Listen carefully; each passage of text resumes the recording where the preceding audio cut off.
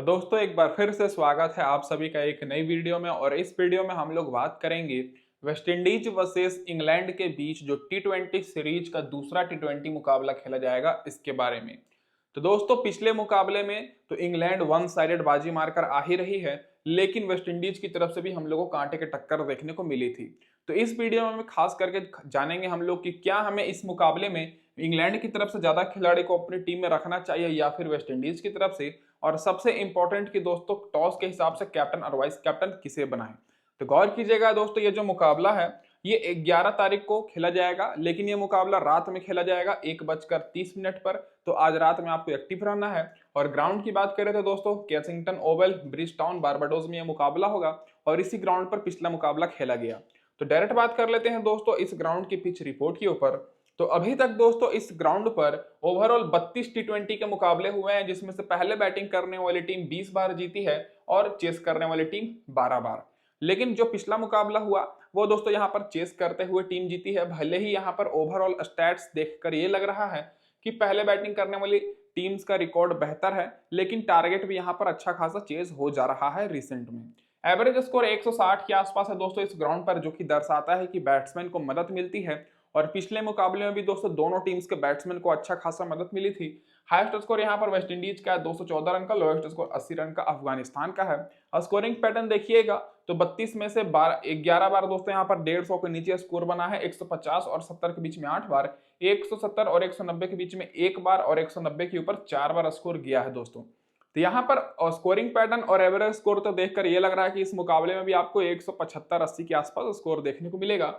और ये ग्राउंड है दोस्तों, आपको पता है कि ये जो ग्राउंड है ये समुद्र किनारे है, तो यहाँ पर बहुत ही हवाएं चलती हैं, तो यहाँ पर फास्ट बॉलर को स्विंग तो देखने को मिलेगा ही। और पिछले मुकाबले में भी फास्ट बॉलर को अच्छा खासा मदद मिला।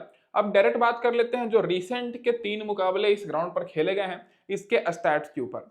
तो दोस्तों जो पिछला मुकाबला हुआ उसमें वेस्ट इंडीज पहले बैटिंग करते हुए 182 रन का टारगेट दी, और इस टारगेट को इंग्लैंड चुटकियों में चेस कर ली दोस्तों, मात्र 2 विकेट के नुकसान पर, और 8 विकेट से जीती, जिसमें फास्ट बॉलर को 6 विकेट और स्पिनर्स को 5 विकेट मिली।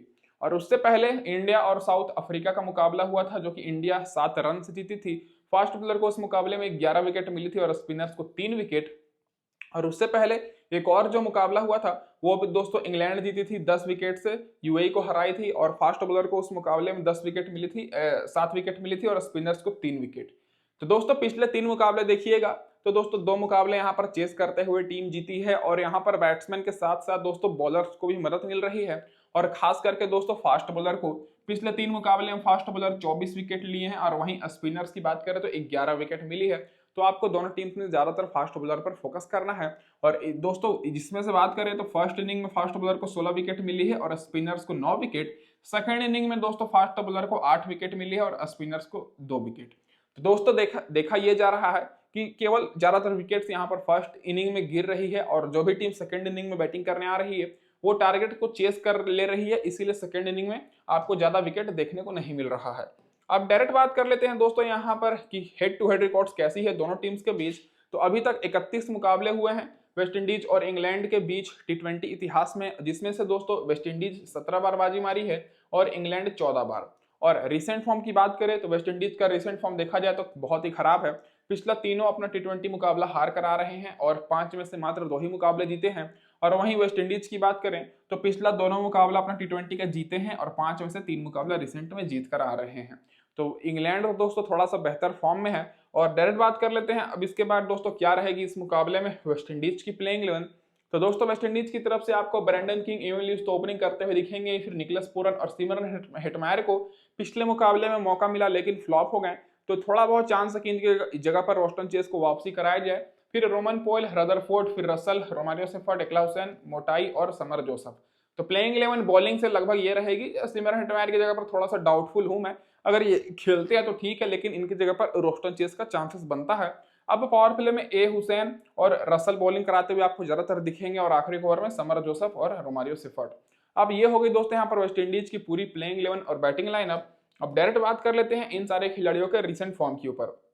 तो दोस्तों रिसेंट फॉर्म डिस्कस करने से पहले मैं आप लोग से ये बोल दूं कि वीडियो को लाइक नहीं किया तो फटाफट से लाइक कर दीजिए, और जो भी भाई लोग चैनल पर पहली बार हैं सब्सक्राइब जरूर कर लीजिएगा, ताकि इसी तरह इंटरेस्टिंग आपको एनालिसिस सबसे पहले मिलती रहे। और नोटिफिकेशन बेल को ऑन कर लीजिए, क्योंकि हमारे चैनल पर सबसे पहले वीडियो आपको मिल जाएगी। अब सबसे पहले ओपनर की बात करें, ब्रेंडन किंग पिछले मुकाबले में 3 रन की ही पारी खेले, इवन न्यूज 13 रन। और मैक्सिमम लोग गलती क्या करेंगे कि दोनों को अपनी टीम में नहीं रखेंगे, लेकिन इन दोनों में से कोई एक इस मुकाबले में अच्छा खासा स्कोर करने वाला है। चांसेस दोस्तों ब्रेंडन किंग का है, क्योंकि ब्रेंडन किंग रिसेंट में 23 रन 63 रन और बहुत पहले भी रिकॉर्ड इनका अच्छा रहा है। इवन न्यूज की बात करता हुए रिसेंट में ओडीआई में परफॉर्मेंस इन्होंने अच्छा किया था, और टी20 में 50 रन 49 रन का रिसेंट में अच्छा स्कोर है, और बहुत पहले सेंचुरी भी बना चुके हैं। तो इवन ल्यूस और ब्रेंडन किंग का इस ग्राउंड पर रिकॉर्ड थोड़ा बहुत ठीक है, तो इन दोनों में से आप अपनी टीम में एक को रख सकते हैं टॉस के हिसाब से, और अगर वेस्ट इंडीज की टीम टॉस जीतती है तब दोनों को रख लीजिएगा। और ये दोनों थोड़े से रिस्की ऑप्शन तो हैं, लेकिन हाई रिस्क हाई रिवॉर्ड वाले प्लेयर हैं, अगर चल जाएंगे तो आपको अकेले दम पर मैच को जिताएंगे। पिछले मुकाबले में दोनों थोड़े फ्लॉप हो गए थे। अब निकलस पूरन की बात कर ले दोस्तों, तो निकलस पूरन का रिसेंट फॉर्म देखा जाए तो सबसे बेहतर है। रिसेंट फॉर्म देखा जाए तो दोस्तों देख सकते हैं 93 रन 27 रन 101 रन 91 रन, और पिछले मुकाबले में 38 रन। तो पिछले मुकाबले में इनको स्टार्ट तो बहुत अच्छा मिल गई थी, लेकिन थोड़ी देर अगर और टिके रहते तो हो जाता, तो दोस्तों यहाँ पर अच्छा स्कोर बन खड़ा हो जाता। तो दोस्तों पिछले मुकाबले में तो 38 रन की ही पारी खेले, लेकिन इस मुकाबले में 50-60 रन स्कोर कर सकते हैं। तो ये दोस्तों इस मुकाबले में सेफ ऑप्शन रहने वाले हैं, तो इनके ऊपर तो मैक्सिमम लोग फोकस करेंगे ही, तो आपको भी इनके ऊपर बिल्कुल भी डाउट नहीं रहना चाहिए, ये तो आप लोग को अच्छा खासा पॉइंट्स दिलाएंगे। अब इसके बाद बात कर लेते हैं सिमरन हेटमायर के ऊपर। तो दोस्तों हेटमायर का परफॉर्मेंस बहुत ही खराब चल रहा है। रिसेंट में देखा जाए तो दोस्तों केवल इन्होंने 97 रन 98 रन 2 मुकाबले में अच्छी पारी खेली थी और 63 रन, और बाकी 3 मुकाबले में ये पूरी तरीके से फ्लॉप हुए हैं, और मतलब 4-5 मुकाबले में रिसेंट में ये फ्लॉप हुए हैं। बहुत पहले का रिकॉर्ड थोड़ा बेहतर है। तो सिमरन हेटमायर को अगर आप लेना चाहते हैं तो दोस्तों इनको आपको ज्यादातर चांसेस है कि अगर आप लेना चाहते हैं तो पहले बैटिंग करेगी वेस्ट इंडीज की टीम, तब दोस्तों थोड़े से इफेक्टिव हो सकते हैं। भले ही पिछले मुकाबले में 0 पर आउट हो गए हों, लेकिन टिकेंगे तो लंबी पारी खेल सकते हैं, और ये हिट और मिस वाले प्लेयर हैं। चलेंगे तो लंबी पारी खेलेंगे, नहीं तो बहुत जल्दी आउट हो जाएंगे, तो थोड़े से रिस्की रहेंगे। लेकिन अगर आप लोग 3-4 टीम बना रहे हैं तो एक टीम में आप लोग इनको रख सकते हैं, लेकिन थोड़े से रिस्की ऑप्शन है, तो इनके ऊपर आपको सोच समझकर टीम बनानी है। अब रोमन पोल की बात करें तो रोमन पोल कप्तान है, आप सभी को पता ही है, लेकिन अभी तक रिसेंट में इनका जो स्कोर है 25-30 रन के ही आसपास दिखा है। पिछले मुकाबले में 18 रन की पारी खेले, रिसेंट में 37 रन 20 रन 13 रन 12 रन। कुछ मुकाबले में ये बॉलिंग कराते हैं, लेकिन फिलहाल तो करा नहीं रहे हैं, और बैटिंग ऑर्डर भी नीचे है, और इनका टॉप ऑर्डर के खिलाड़ियों थोड़े से क्षमता ज्यादा है। तो रोमन पोल का चांसेस ये रहेगी कि इस मुकाबले में ज्यादा मौका नहीं मिले, और ये दोस्तों ये भी थोड़े से रिस्की ऑप्शन रहेंगे, तो आपको इनके ऊपर भी सोच समझकर टीम बनानी है, और इनको दोस्तों ज्यादातर इग्नोर ही करना है, क्योंकि एक तो इनका बैटिंग ऑर्डर भी नीचे रहता है। और दोस्तों यहाँ पर अगर आप लोग इन दोनों को लेना चाहते हैं तो पहले बैटिंग करते समय ही ज्यादा फोकस करिएगा। भले ही पिछले मुकाबले में फ्लॉप हो गए हो दोनों, लेकिन पहले बैटिंग करते समय बहुत ज्यादा चांस है कि इनको बहुत ज्यादा मौका मिलेगा। पिछले मुकाबले में तो मौका बहुत देर तक था, लेकिन आउट हो गए थे। अब रदरफोर्ड की बात करें तो रदरफोर्ड का ओडीआई में रिकॉर्ड बहुत ही बेहतर है, ये तो आपको पता ही है, लेकिन रिसेंट में टी20 में देखा जाए तो बहुत सारे मुकाबले में फ्लॉप परफॉर्मेंस दिए हैं। पिछले मुकाबले में भी 2 रन 6 रन, फिर 14 रन 14 रन, फिर 0 रन 0 रन। तो टी20 में थोड़े से डाउटफुल हैं, तो ये दोस्तों और भी ज्यादा रिस्की ऑप्शन है, तो आपको इनके ऊपर थोड़ा कम फोकस करना है रदरफोर्ड के ऊपर। तो दोस्तों टॉप ऑर्डर से आपको ज्यादा फोकस करना है निकलस पूरन के ऊपर, फिर इवन ल्यूस और ब्रेंडन किंग में से आप एक को रख सकते हैं। बाकी जो नीचे के ये 3 खिलाड़ी हैं ये दोस्तों थोड़े से रिस्की रहेंगे, और फोकस भी करना है तो पहले बैटिंग करते समय। अब दोस्तों रसल की बात करें तो रसल दोस्तों इस मुकाबले में सबसे सेफ ऑप्शन है। पिछले मुकाबले में इनको बैटिंग करने का मौका मिला, 30 रन की पारी खेले, लेकिन विकेट नहीं मिली। रिसेंट में दोस्तों इनका जो परफॉर्मेंस है वो उतना प्रभावित तो नहीं करता है, लेकिन जितना बड़ा इनका नाम है उतना बड़ा अगर ये परफॉर्मेंस कर जाते हैं तो आपको अकेले अपने दम पर मैच को जिता कर देंगे। तो ये दोस्तों सेफ ऑप्शन ही रहेंगे, क्योंकि कभी भी परफॉर्मेंस कर सकते हैं, और इनके ऊपर हम लोग बिल्कुल भी रिस्क नहीं ले सकते हैं ड्रॉप करके।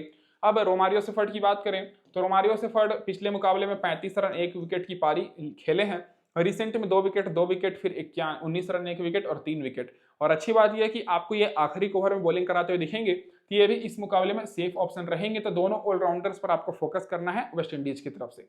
अब जो यहाँ पर 3 बॉलर हैं दोस्तों, इन 3 बॉलर में मैक्सिमम लोग क्या करेंगे कि दोस्तों एकला हुसैन को पिछले मुकाबले में विकेट नहीं मिली है, विकेट दोस्तों गुदाकेश मोटाई को 1 विकेट मिली है, और समर जोसेफ को विकेट नहीं मिली है।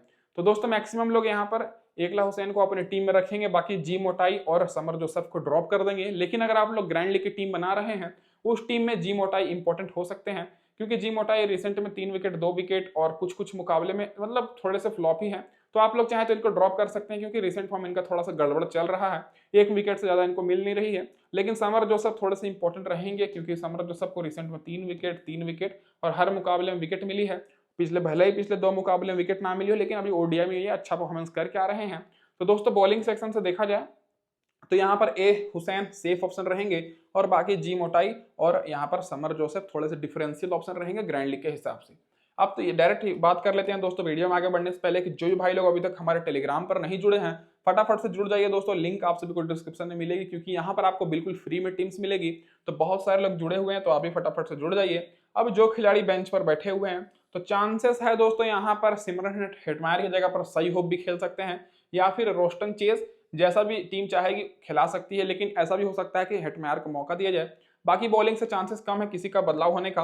अब डायरेक्ट बात कर लेते हैं दोस्तों यहाँ पर हेड टू हेड रिकॉर्ड और वेन्यू रिकॉर्ड के ऊपर। तो दोस्तों अगर आप लोग हेड टू हेड रिकॉर्ड देखिएगा तो ब्रैंडन किंग और इवन ल्यूज का, जैसे मैंने आपको कहा था कि आपको अच्छा रिकॉर्ड देखने को मिलेगा।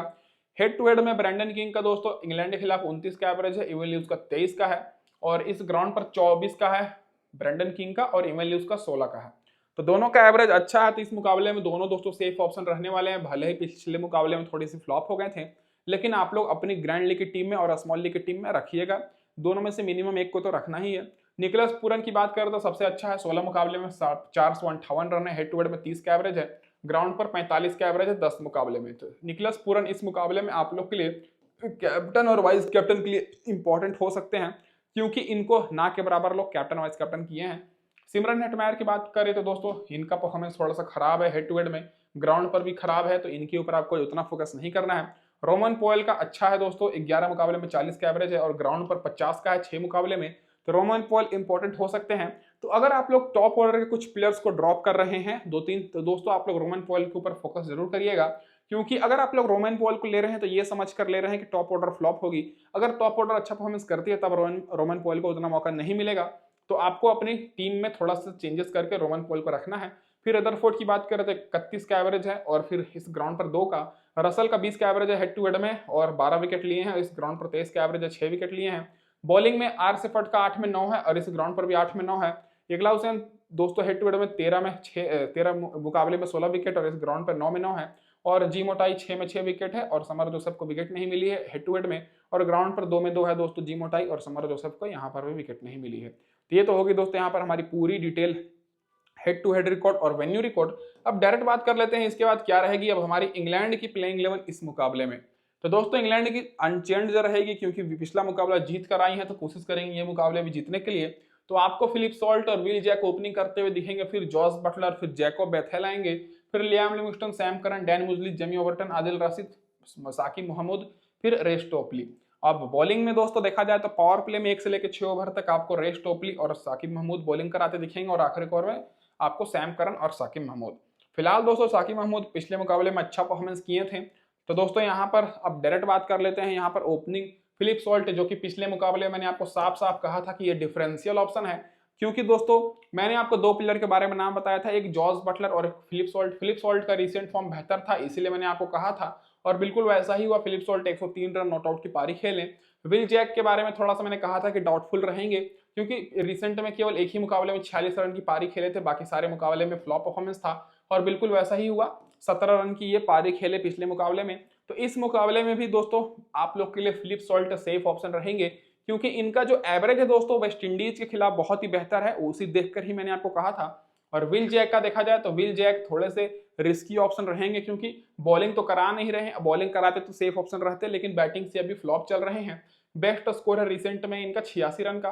तो अगर ये दोस्तों अगर आप लोग टीम बना रहे हैं तो आप लोग रख सकते हैं, लेकिन थोड़े से ये रिस्की रहने वाले हैं। जॉस बटलर सेफ ऑप्शन रहेंगे, और इस मुकाबले में सबसे इंपॉर्टेंट रहेंगे कप्तान और वाइस कप्तान के लिए। क्यों? क्योंकि दोस्तों मैक्सिमम लोग फिलिप सॉल्ट या फिर लियाम लिविंगस्टन या फिर रसल पर ही फोकस करेंगे, और बहुत ही कम लोग जॉस बटलर और दोस्तों निकलस पुरान पर फोकस करेंगे। तो ये दोनों को आपको फोकस करना है। पिछले मुकाबले में 0 पर आउट हो गए थे, लेकिन रिसेंट में 83 run, 23 run, 25 run, 24 run, 39 run, 82 run, 84 run की पारी खेले हैं। अब जैकोब बेथोल की बात करें तो पिछले मुकाबले में 58 रन की तो पारी खेले हैं, रिसेंट में 44 रन, और उससे पहले 19 रन, 2 विकेट, 50 रन। तो जैकोब बेथोल को आप लोग रख भी सकते हैं, नहीं भी। और मैं आपको एक सजेशन करूंगा कि अगर आप लोग टॉप के तीनों खिलाड़ियों को ले रहे हैं, ये जो तीनों खिलाड़ियों को ले रहे हैं, तब आप लोग जैकोब बेथोल को ड्रॉप कर सकते हैं, क्योंकि अगर आप टॉप के तीनों खिलाड़ी को ले रहे हैं तो ये सोच कर ले रहे हैं कि टॉप के तीनों खिलाड़ी अच्छा परफॉर्मेंस करेंगे, तब जैकोब बेथोल को मौका नहीं मिलेगा। लेकिन अगर आप लोग टॉप के 3 में से 2 ही को ले रहे हैं तब जैकोब बेथोल इंपॉर्टेंट रहेंगे, क्योंकि दोस्तों पिछले मुकाबले में 58 रन की ये पारी खेले थे, लेकिन बॉलिंग तो करा नहीं रहे हैं। अगर बैटिंग से फ्लॉप होते हैं तो कम चांसेस है कि बॉलिंग इनको मिलेगा। लियाम लिविंगस्टन और सैम करन इस मुकाबले में सबसे सेफ ऑप्शन रहने वाले हैं, क्योंकि दोनों बैटिंग और बॉलिंग कराएंगे। पिछले मुकाबले में लियामस्टन को मतलब लिविंगस्टन को दोस्तों बैटिंग करने का मौका नहीं मिला, लेकिन बॉलिंग से 1 विकेट मिली। फिर उससे पहले 87 रन 2 विकेट, फिर 37 रन 3, 43 रन 1 और 36 रन 2 विकेट। तो दोस्तों लियाम लिविंगस्टन पर उतना लोग फोकस नहीं कर रहे हैं, क्योंकि पिछले मुकाबले में बैटिंग नहीं मिला, लेकिन इस मुकाबले में मिलता है तो इंपॉर्टेंट रहेंगे, और नहीं भी मिलेगा तब पर भी इंपॉर्टेंट रहेंगे, क्योंकि बॉलिंग तो कराएंगे ही। सैम करन को दोस्तों पिछले मुकाबले में विकेट नहीं मिली थी, रिसेंट में परफॉर्मेंस बहुत ही बेहतर है, तो सैम करन पर आप लोग फोकस कर दिएगा, क्योंकि इनको उतना लोग नहीं लेंगे। अब दोस्तों डैन मूजली की बात करें तो बहुत ही लो सेलेक्टेड प्लेयर हैं, और पिछले मुकाबले में बैटिंग नहीं किए थे, बॉलिंग से विकेट नहीं मिली थी। रिसेंट के 3-4 मुकाबले में बॉलिंग से ही रिकॉर्ड अच्छा है, पहले का बैटिंग भी अच्छा है, लेकिन बैटिंग नीचे होने के कारण ये थोड़े से सेफ ऑप्शन नहीं रहेंगे, रिस्की ऑप्शन है, तो इन पर आपको डैन मूजली पर कम फोकस करना है। और पहले बैटिंग करती है इंग्लैंड की टीम, तब आप लोग ग्रैंड लीग में फोकस कर सकते हैं। अब दोस्तों यहाँ पर बात करें जेमी ओवरटन, तो दोस्तों जो नीचे के 2 खिलाड़ी हैं जिनका नाम है दोस्तों यहाँ पर जेमी ओवरटन और डैन मूजली, ये दोनों जो खिलाड़ी हैं इन पर आपको थोड़ा कम फोकस करना है, क्योंकि एक तो ये कंफर्म भी नहीं है कि 4 ओवर बॉलिंग कराएंगे, 2-3 ओवर ही मिलेगा, और कम उम्मीद है कि दोनों को मिलेगा, तो ये दोनों थोड़े से रिस्की हैं। पिछले मुकाबले में दोस्तों 1 विकेट और एक मतलब रिसेंट में देखा जाए तो जेमी ओवरटन तो बॉलिंग ही नहीं कराते आ रहे थे, लेकिन पिछले मुकाबले में विकेट मिल गई। डैन मूजली केवल दोस्तों देखा जाए तो ये भी थोड़े से रिस्की ऑप्शन रहेंगे। अब बाकी बॉलिंग में बात करें तो आदिल राशिद, साकिब महमूद और रेस टोपली।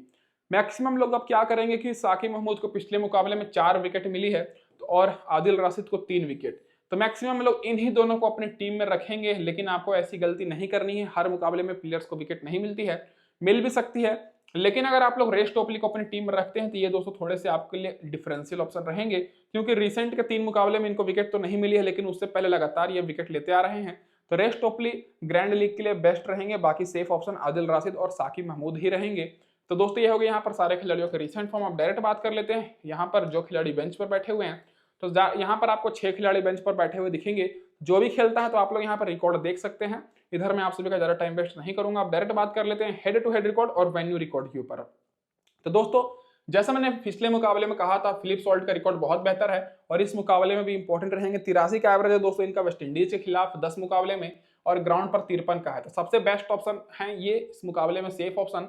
फिर विल जैक का दोस्तों 15 का ही एवरेज है, और इस ग्राउंड पर 14 का ही है, तो थोड़े से रिस्की हैं। जॉस बटलर का 27 का है हेड टू हेड में, और इस ग्राउंड पर 39 का है। जैकोब बेथोल का 1 मुकाबले में 58 रन, और इस ग्राउंड पर भी 1 मुकाबले में 58 रन। लिविंगस्टन का 23 का है दोस्तों, और इस ग्राउंड पर 15 का है। सैम करन का 25 का एवरेज है, 6 विकेट लिए हैं 7 मुकाबले में, और इस ग्राउंड पर फ्लॉप है दोस्तों। और बाकी डैन मूजली का भी कुछ खास रिकॉर्ड नहीं है, जेमी ओवरटन का 1 मुकाबले का ही रिकॉर्ड है। आदिल राशिद बॉलिंग से बेहतर है, 20 मुकाबले में 35 विकेट, और इस ग्राउंड पर 10 मुकाबले में 15 विकेट। साकिब महमूद 4 में 4 हैं, और मैं आपको बता दूं कि साकिब महमूद को पिछले मुकाबले में ही 4 विकेट मिली, बाकी उससे पहले 3 मुकाबले में इनको 1 भी विकेट नहीं मिली थी वेस्ट इंडीज के खिलाफ, और इस ग्राउंड पर 4 में 4 है। रेस टोपली का इस ग्राउंड पर 6 में 4 है, और हेड टू हेड में 10 में 10 है। तो आप लोग साकिब महमूद की जगह पर रेस टोपली पर फोकस कर सकते हैं। तो ये होगी दोस्तों यहाँ पर हमारी पूरी डिटेल एनालिसिस। अब डायरेक्ट बात कर लेते हैं टीम कॉम्बिनेशन के ऊपर। तो दोस्तों यहाँ पर जो हमारी टीम रहेगी, पहली टीम स्मॉल लीग की रहेगी हमेशा की तरह, दूसरी टीम हमारी ट्रम्प टीम रहेगी ग्रैंड लीग की। तो स्मॉल लीग में दोस्तों जो मैंने कैप्टन किया है फिलिप सॉल्ट को, क्योंकि यहाँ पर ये सेफ ऑप्शन रहेंगे, क्योंकि 80 से ऊपर इनका एवरेज है ग्राउंड पर भी, मतलब हेड टू हेड में, और ग्राउंड पर 50 का है। और निकोलस पूरन को मैंने यहाँ पर वाइस कप्तान किया है, तो निकोलस पूरन और फिलिप सॉल्ट हमारे कैप्टन वाइस कैप्टन रहेंगे। बाकी मैंने जॉस बटलर को विकेट कीपर से लिया है। बाकी मैं विल जैक को रख रहा हूँ, इवल न्यूज को, और आप लोग विल जैक की जगह पर ब्रेंडन किंग को भी रख सकते हैं। फिर यहाँ पर मैं आर शेफर्ड, लिविंगस्टन, रसल को मैंने लिया हूँ, और यहाँ पर मैं तीनों ऑलराउंडर वही लिया है जो कि पिछले मुकाबले में अच्छा परफॉर्मेंस किए थे। फिर यहाँ पर साकिब महमूद, जी मोटाई और आदिल राशिद। तो मैंने यहाँ पर दोस्तों 5 खिलाड़ी लिया है वेस्ट इंडीज की तरफ से, और 6 खिलाड़ी इंग्लैंड की तरफ से, और मैक्सिमम खिलाड़ी आपको दिखेंगे जो कि पिछला मुकाबले में अच्छा परफॉर्मेंस किए थे। और ये पूरी सेफ टीम रहने वाली है, कैप्टन वाइस कैप्टन भी हमारे सेफ रहेंगे। अब दूसरी टीम की बात करें जो कि हमारी ग्रैंड लीग की टीम है, और ग्रैंड लीग में सबसे पहले मैंने क्या किया है कि बॉलिंग सेक्शन से यहाँ पर मैं दोस्तों ए हुसैन को लिया हूँ, क्योंकि ए हुसैन को देखा जाए तो पिछले मुकाबले में दोस्तों ए हुसैन ने विकेट उतना नहीं लिया था, तो इसीलिए इनको उतना लोगों ने नहीं लिया है। बाकी दोस्तों मैं आदिल राशिद को रख रहा हूँ, और जी मोटाई को यहाँ पर मैं साकिब महमूद को नहीं लिया हूँ, तो साकिब महमूद को यहाँ पर मैं नहीं लिया हूँ और बाकी मैंने रसल, सैम करन, लिविंगस्टन को रखा है। यहाँ पर मैं ब्रैंडन किंग को ले रहा हूँ दोस्तों विल जैक की जगह पर, और बाकी मेरे तीनों ऑलराउंडर वही रहेंगे। और मैंने कैप्टन बनाया यहाँ पर रसल को और वाइस कैप्टन लियाम लिविंगस्टन को। तो इस टीम में मैंने ज़्यादातर कुछ खिलाड़ी ऐसे लिए हैं, ज़्यादातर नहीं कुछ ही खिलाड़ी ऐसे लिए हैं जो कि पिछले मुकाबले में फ्लॉप थे। मतलब फ्लॉप भी नहीं बोलूंगा, लेकिन थोड़े से कम परफॉर्मेंस किए थे। जैसे यहाँ पर हो गए ए हुसैन हो गया, सैम करन को मौका नहीं मिला था, फिर ब्रैंडन किंग को भी मौका नहीं मिला था। मौका मिला था ब्रैंडन किंग को, लेकिन फ्लॉप हो गए थे। तो दोस्तों यहाँ पर कैप्टन हमारे रहेंगे रसल और वाइस कैप्टन लिविंगस्टन। तो दोस्तों ये हो गया स्मॉल लीग की टीम और ये हो गई ग्रैंड लीग की टीम। तो वीडियो लंबी हो गई है तो उसके लिए मैं माफी चाहता हूँ। तो अगर आप लोग देख रहे हो धन्यवाद, और चैनल को सब्सक्राइब कर लीजिएगा। धन्यवाद दोस्तों आप सभी का वीडियो देखने के लिए।